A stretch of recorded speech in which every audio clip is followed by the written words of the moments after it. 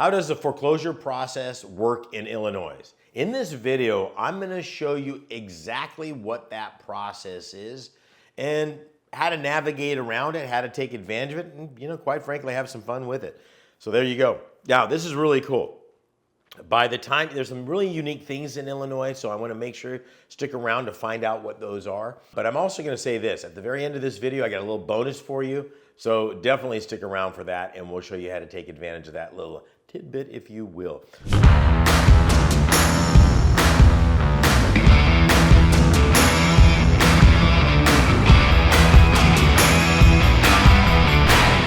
Here's how it works, and this is the case for most places around the country. So there's a couple of things that we're going to do.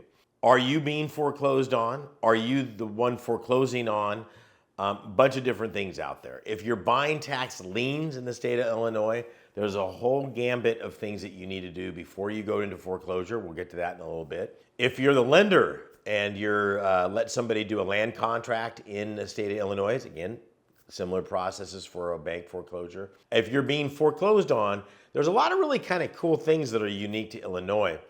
So let's kind of go through some of those, okay? Now let's talk about you being the lender on this. Here's a good example. Okay, let's say that I have a property that I buy that's some piece of crap. I mean, literally, I pay $10,000 for this property, and then I go ahead and I sell it as is. And I've helped some of my students do this. So they sell it as is, and the person gives them a couple $1,000s down, and they'll pay him like $30,000 for the property, but I or you or whatever, we don't get $30,000. They put a down payment and they make payments directly to me, which is what's called a land contract.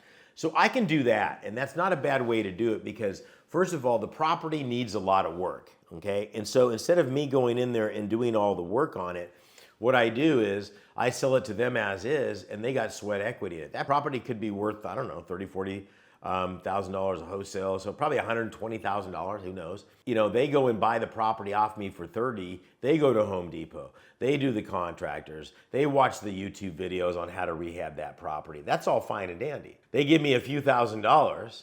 I go ahead and sell it to them, and they're making payments to me. So that could be how I could be the mortgage on that property. But if you're getting foreclosed on, there's a couple of things in Illinois. This is a unique thing in Illinois. It's called a reinstatement period. Once you become delinquent for 30 days, the lender can send out a notification of an NOD, a notice of default, and then you have 90 days to respond if you want to reinstate the loan.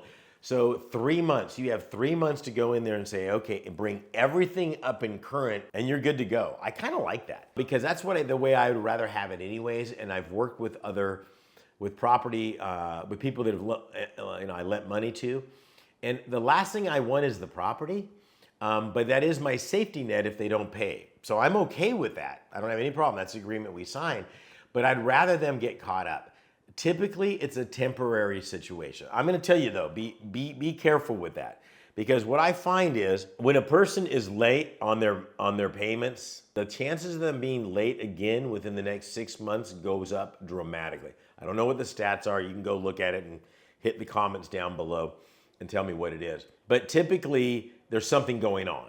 There could be a divorce. I mean, I've got some predictive software that I use for all my investing out there. I can tell you with right at time of this recording, and it's going up, with a 17.1% accuracy, whether somebody's going to be moving within the next 90 days, just based on their behavior. That's how predictive it is. So if somebody has a big event in their life, maybe a kid graduates from school, there's a divorce, kids leave the home, we start seeing magazines like they're living in Chicago, let's talk about Illinois, and all of a sudden they're subscribing to, Southern country living. Okay, not exactly Chicago, right? Or if I see that they just bought season tickets to the Tampa Bay Buccaneers, not only are they extremely confused on their NFL teams, but I mean, why would you do that? So some things are happening literally, and I know it's scary because we go, oh my God, all that information is out there, and yes, I can grab that. Yes, I do grab that, and I look at that information. So going back to the foreclosures, if somebody is delinquent on their payments and they get it caught back up, the chances of them becoming delinquent again within the next 12 months are pretty high. Okay, so keep your eyeballs peeled on that to make that happen. Look, I got a lot of courses on this. I got a brand new one that you can get, and you go to the link down below, higginsmethod.com, and that's a good way to do that. The one thing though, let's keep going with this, and I've got some really cool little surprises here for Illinois. The cool thing about the tax lien market in Illinois is not only do they pay a substantial interest rate, which is 9% every 6 months. So if they're delinquent 1 year, that's 18%. Okay, if they're delinquent a year and a half, you're going to add 9% on there, or 27% now. If they're delinquent another 6 months after that, okay, now you're looking at 36%. I mean, every 6 months, it jumps 9% of the total.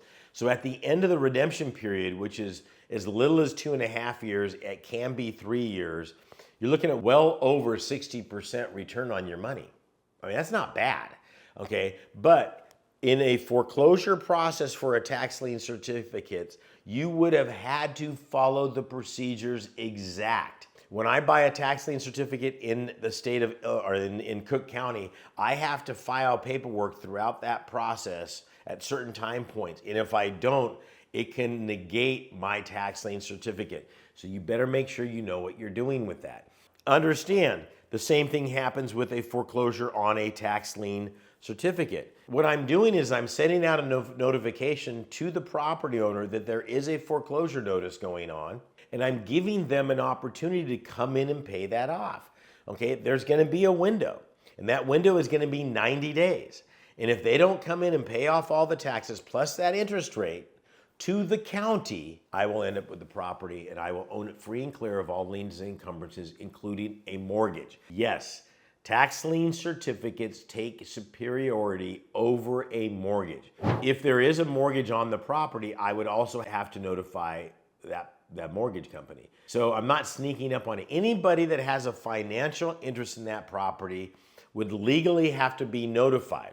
I would have to send a notice of default, NOD, on that. They've got 90 days, 3 months to go ahead and satisfy it. So I don't care who comes in and satisfy those taxes. It could be one of the banks.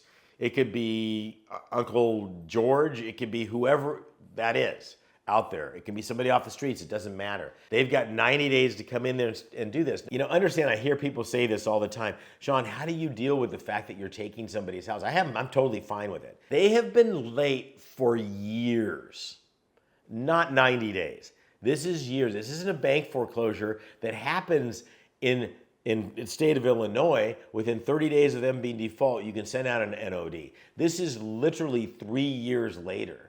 You name another debt you can have that nothing happens. Nothing happens. Doesn't go against your financials, doesn't go against your credit report, doesn't go against any of that for 3 years. So listen, I'm helping the property owner out by the fact that I'm willing to give the money to the county so the county can operate. What does the county use that money for? Number one, it's going to be schools. Then you got fire department, police departments, parks and recs, and the list goes on. The counties cannot function without this money.